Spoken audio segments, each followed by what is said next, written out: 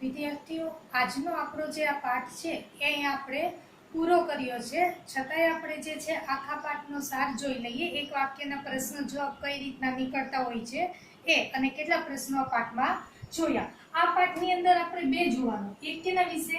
Director વિશે, અને બીજું છે મેનેજિંગ ડિરેક્ટર. આ બે ટોપિક આપણે જોયા. તો આજે જે એક વાક્યના પ્રશ્ન જવાબ છે ને, એ ડિરેક્ટરમાંથી કેટલા નીકળે છે એ જોઈ લઈએ, અને પછીના વિડીયોની અંદર મેનેજિંગ ડિરેક્ટરના જોશું. તો હવે સૌથી પહેલા આખા પાઠની ચર્ચા કરી લઈએ. પહેલો પ્રશ્ન કયો જોયો? તો કે પહેલો પ્રશ્ન આપણે જોયો સંચાલકોનો કાનૂની દરજ્જો.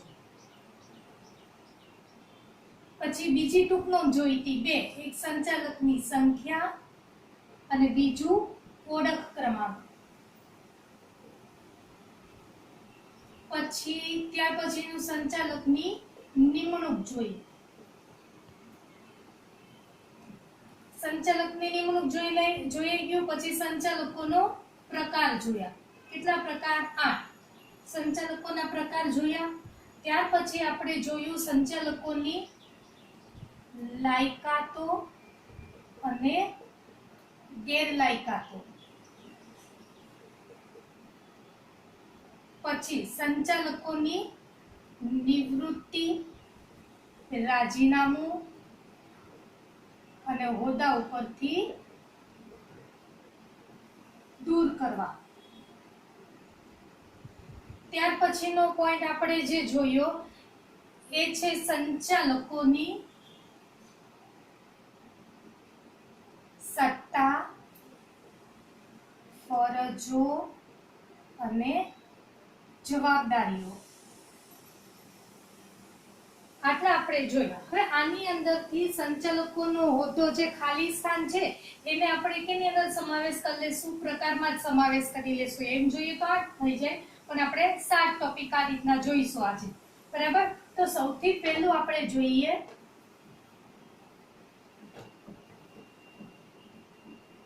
હવે આની અંદર સૌથી પહેલા સંચાલકો જે છે એના વિશે આપણે કેટલા એક વાક્યના પ્રશ્ન જવાબ નીકળે છે એ જોઈએ. પહેલું, કંપની જે છે કેવું વ્યક્તિત્વ ધરાવે છે? તો કે કૃત્રિમ વ્યક્તિત્વ ધરાવે છે. પછી બીજું, હવે સંચાલકો જે છે એની પ્રથમ સભા ક્યારે ભરવાની? સંચાલકોની પ્રથમ સભા. તો કે કંપની સ્થાપાય એટલે 30 દિવસની અંદર પ્રથમ સભા બોલાવવી જોઈએ. પછી વર્ષમાં કેટલી સભા બોલાવવાની? તો કે વર્ષની 4 સભા બોલાવવાની.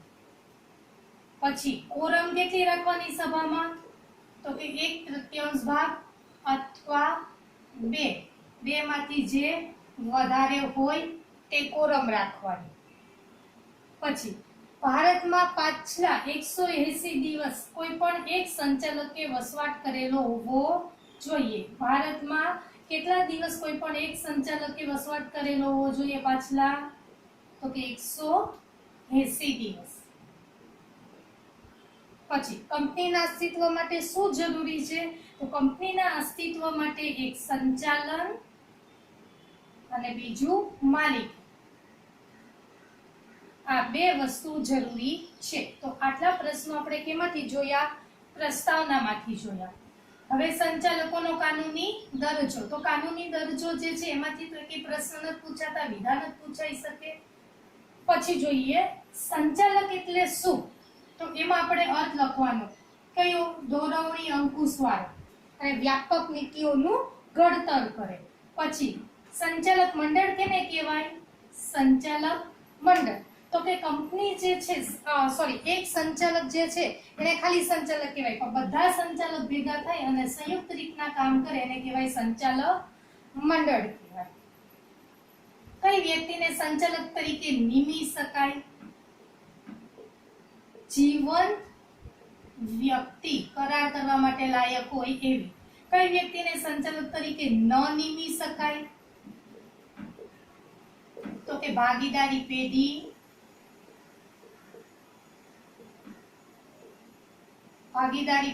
છે, કંપની છે, વ્યક્તિનું મંડળ છે, એને સંચાલક તરીકે નિમી શકાય નહીં. આ જોયું આપણે સંચાલક વિશે. હવે આપણે બીજો પ્રશ્ન જોઈએ. સંચાલકનું મેં તમને લખાયેલી છે સંખ્યા અને ઓળખ ક્રમાંક. જાહેર કંપનીની અંદર વધુમાં વધુ કેટલા સંચાલકો કામ કરી શકે? સંચાલકોની સંખ્યા કેટલી હોવી જોઈએ? 3. ખાનગી કંપનીમાં જાહેર કંપનીમાં ઓછામાં ઓછા કેટલા સંચાલકો હોવા જોઈએ? 3 ઓછામાં ઓછા છે. અને ખાનગીની અંદર 2 અને એકલ વ્યક્તિ હોય તો 1. વધુમાં વધુ કેટલા સંચાલક રાખી શકાય? 15 સંચાલક રાખી શકાય. એક વ્યક્તિ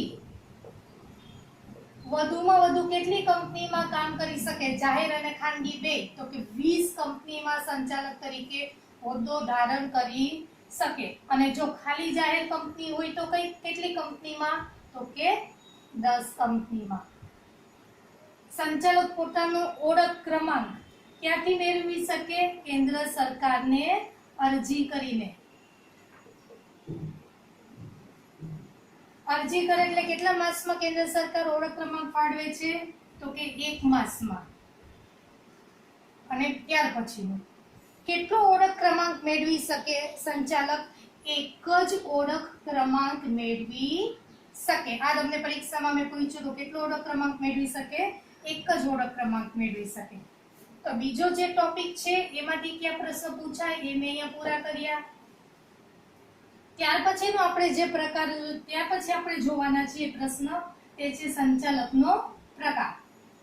સંચાલકના કેટલા પ્રકાર? 8. કયા કયા? તો એ 8 ના નામ લખવાના. સ્વતંત્ર સંચાલક છે, પછી મેનેજિંગ ડિરેક્ટર, નોમિની સંચાલક છે, વધારાના સંચાલક, વૈકલ્પિક સંચાલક છે, પછી સંચાલકનો હોદ્દો ખાલી થતા અગાઉ સંચાલકની નિમણૂક છે, ત્યાર પછીનું નાના શેરહોલ્ડર દ્વારા ચૂંટાયેલા સંચાલક અને સ્ત્રી સંચાલક.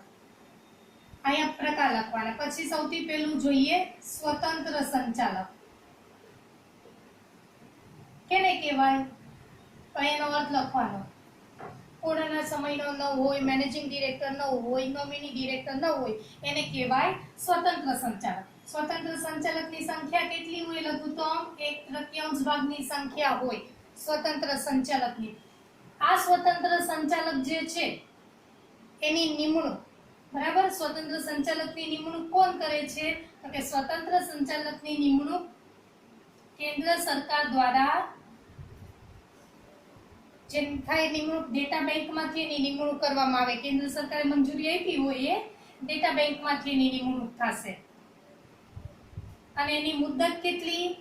તો કે 5 વર્ષ. જો પુનઃ નિમણૂક થાય તો વધુમાં વધુ મુદત કેટલી? તો કે 10 વર્ષ, એટલે કે 2 મુદત. અને સ્વતંત્ર સંચાલકની માન્યતા જે છે મેળવેલી હોવી જોઈએ. સભાની અંદર માન્યતા એટલે કે મંજૂરી મેળવેલી હોવી જોઈએ. આ થયું સ્વતંત્ર સંચાલકનું. ત્યાર પછી હવે બીજું જોઈએ મેનેજિંગ ડિરેક્ટર. પણ મેનેજિંગ ડિરેક્ટરનો પ્રકાર છે આપણે ડિટેલમાં જોશું ત્યારે જોશું. નોમિની ડિરેક્ટરની અંદરથી પ્રશ્ન એમ પૂછાય નોમિની ડિરેક્ટરની નિમણૂક ક્યારે થાય? તો પ્રવર્તમાન કાયદા હેઠળ થાય, પછી કોઈ સંસ્થા સાથે સમજૂતી થયેલી હોય ત્યારે થઈ શકે. પછી વધારાના જે સંચાલક છે ને એમાં અર્થ પૂછાય. વૈકલ્પિક સંચાલક છે એનો પણ અર્થ પૂછાય. બરાબર, વૈકલ્પિકની અંદર 3 માસ કે વધુ સમય માટે બહાર ગયા હોય ત્યારે તો એની જગ્યાએ નિમણૂક કરો. અને વધારાના સંચાલક જ્યારે કામચલાઉ ધોરણે નિષ્ણાત વ્યક્તિની જરૂર હોય ત્યારે.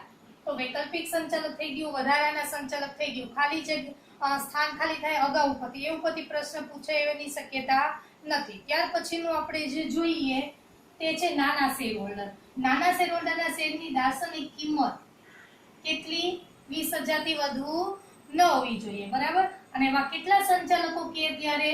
તો કે 1,000 સંચાલકો કે ત્યારે નિમણૂક કરી શકાય. અને સ્ત્રી સંચાલક જે કંપનીની શેરમૂડી ભરપાઈ થયેલી શેરમૂડી ₹100 કરોડ કે તેથી વધુ હોય ત્યારે એક સ્ત્રી સંચાલકની નિમણૂક કરવી પડે. બરાબર. આ આપણે શું જોયા? 8 પ્રકાર જોયા.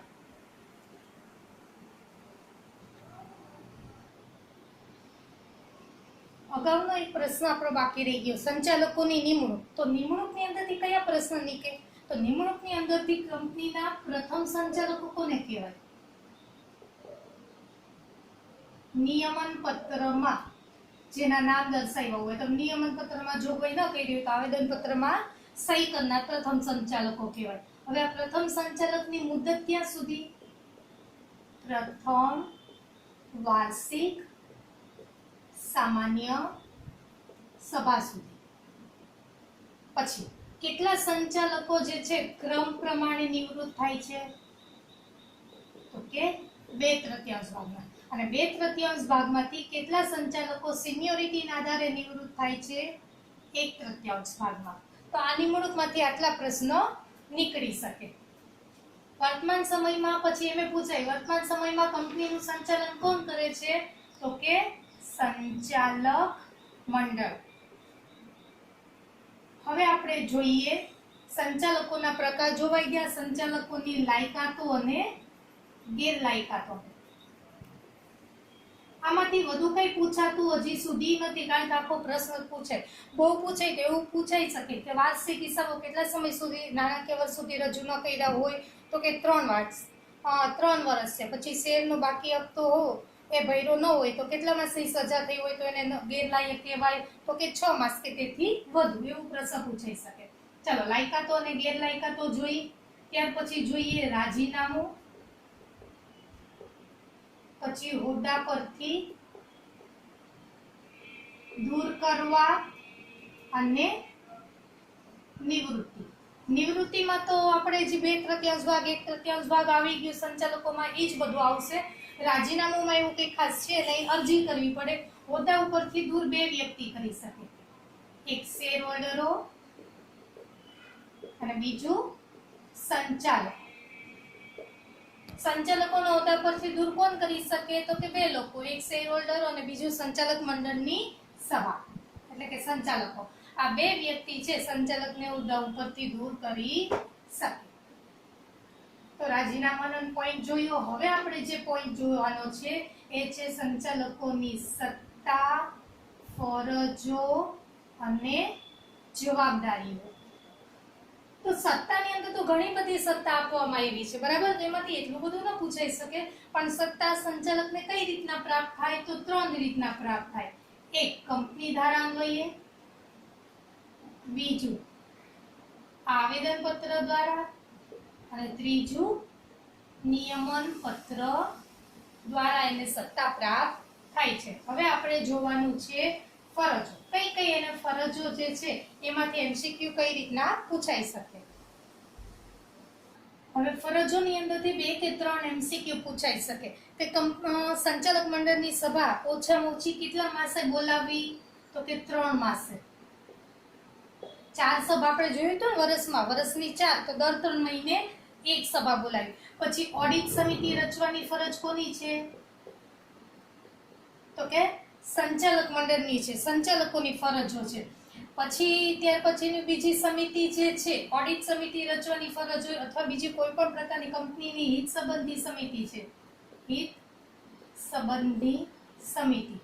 તો આ રચવાની ફરજ કોની? તો કે સંચાલકોની. સમિતિ રચવાની ફરજ કોની હોય? સંચાલકોની હોય. ત્યાર પછી છે કંપની સંચાલક છે કેવો નફો લઈ શકે? રોકડ નફો લઈ જઈ શકે. એના સિવાય કોઈ પણ પ્રકારની સંપત્તિ સંચાલક છે રોકડ સંપત્તિ જ લઈ જઈ શકે, એના સિવાય કોઈ પણ પ્રકારની સંપત્તિ લઈ જઈ શકે નહીં. આવા પ્રશ્નો પૂછે. હવે જોઈ લઈએ જવાબદારી. સંચાલકોની જવાબદારી કેટલી? તો કે 2. એક, દીવાની જવાબદારી. બીજું, ફોજદારી જવાબદારી. દીવાની જવાબદારી કેને કહેવાય? તો કે જેની અંદર સંચાલક જાણી જોઈને કંપનીને નુકસાન કરે, આર્થિક રીતના કંઈ થાય, એને કહેવાય દીવાની જવાબદારી. અને અહીંયા શું કર્યું હોય? કંપની ધારાની જોગવાઈનું પાલન ન કર્યું હોય. પછી દીવાની જવાબદારી કોના કોના પ્રત્યેની હોય? તો કે કંપની પ્રત્યેની હોય અને ત્રાહિત પક્ષકાર પ્રત્યેની હોય. દીવાની જવાબદારી છે એમાં શું સજા થાય? તો દીવાની જવાબદારીમાં દંડ થાય, અથવા શું થશે? સજા થશે, અથવા તો બંને થશે. જ્યારે ફોજદારી દીવાની જવાબદારીમાં તમને શું થાય? ખાલી દંડ થાય. જ્યારે ફોજદારી જવાબદારીમાં દંડ થાય અથવા તો સજા થાય અથવા તો બંને થાય. ફોજદારીમાં બે થાય, જ્યારે દીવાનીમાં ખાલી દંડ થાય. બરાબર? તો આ રીતના તમને પ્રશ્ન પૂછાઈ શકે. આજે આપણે સંચાલકો જે છે એના વિશેનો આખો ટોપિક જોયો. હવે પછીના વિડીયોની અંદર મેનેજિંગ ડિરેક્ટર વિશે જોઈશું આપણે.